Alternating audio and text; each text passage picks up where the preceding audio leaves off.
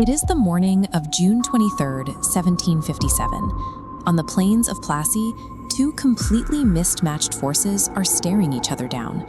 On one side stands the Nawab of Bengal, commanding a massive, heavily armed force. He has 50,000 soldiers, an extensive cavalry, and rows of heavy artillery ready to fire. This visualization shows what he was up against. The British East India Company brought just 3,000 men. That is a 17-to-1 disadvantage. Yet by the end of the day, that tiny militia completely routed the massive army. It was over in a matter of hours.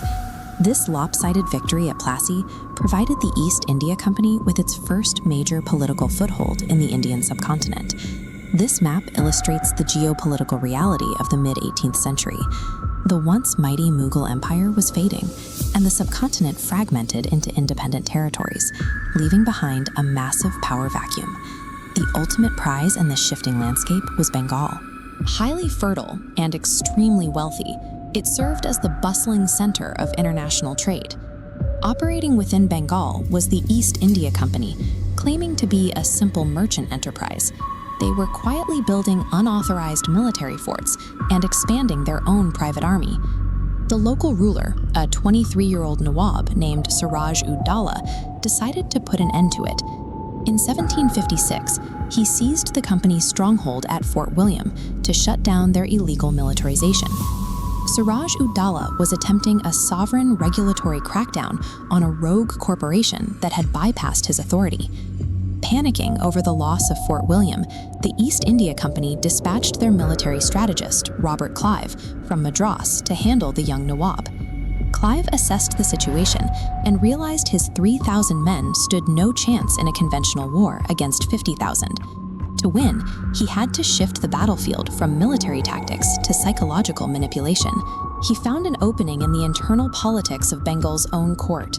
Siraj-ud-Daulah was young, and his sudden rise to power had alienated the older, ambitious elites within his own government. Clive quietly approached Mir Jafar, a senior commander in the Nawab's army, and offered him what was essentially a corporate buyout.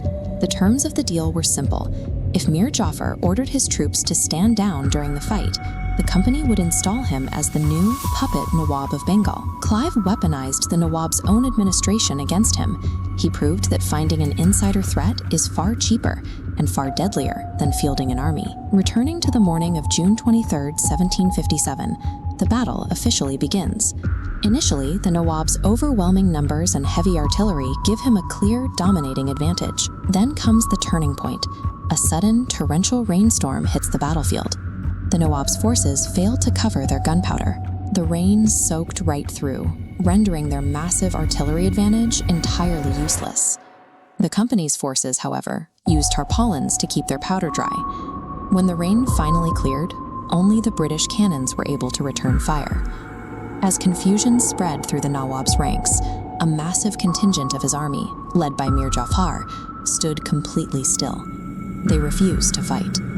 In that exact moment, Siraj-ud-Daulah realized the horrifying truth.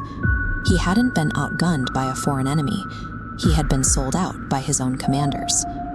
The immediate fallout was absolute. Siraj-ud-Daulah fled the battlefield, but was soon captured and assassinated. Mir Jafar was installed as the new Nawab, fulfilling the corrupt bargain. But Mir Jafar was completely powerless. The East India Company now held unrestricted access to the vast wealth, agricultural resources, and tax revenues of Bengal. They used the stolen wealth of Bengal as a financial engine, building a massive army to systematically conquer the rest of the Indian subcontinent.